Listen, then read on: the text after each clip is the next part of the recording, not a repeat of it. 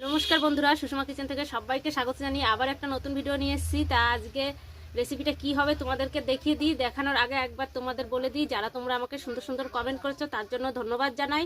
আর আজকে রেসিপিটা একবার দেখিয়ে দিই। এখানে রয়েছে মনোপিয়া মাছ, আর এখানে রয়েছে ওলকপি দিয়ে আলু দিয়ে মনোপিয়া মাছ দিয়ে ঝোল হবে। তা ভিডিওটা দেখতে থাকো আর আমার সাথে থাকো। তো দেখো বন্ধুরা, আমি মাছে নুন হলুদ মাখিয়ে নিয়েছি। এখানে কড়াই দিয়ে দিয়েছি, কড়াই গরম হয়ে গেছে। এখন কড়াইতে তেল দিয়ে দেবো। কড়াইতে তেল দিয়ে দিলাম। এবার আমি মাছগুলো ভেজে নেব লাল লাল করে। তো দেখুন বন্ধুরা, মাছগুলো সব লাল লাল করে ভেজে নিয়েছি। এবার আলু দিয়ে ওলকপি দিয়ে মাছের ঝোলটা রান্না করে নেব।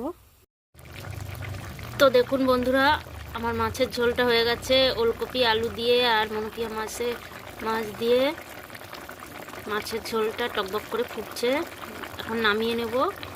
তো তোমাদের যদি রান্নাটা ভালো লাগে, ভিডিওটা ভালো লাগে, লাইক কমেন্ট শেয়ার করে দেবে আর আমার পাশে থাকবে।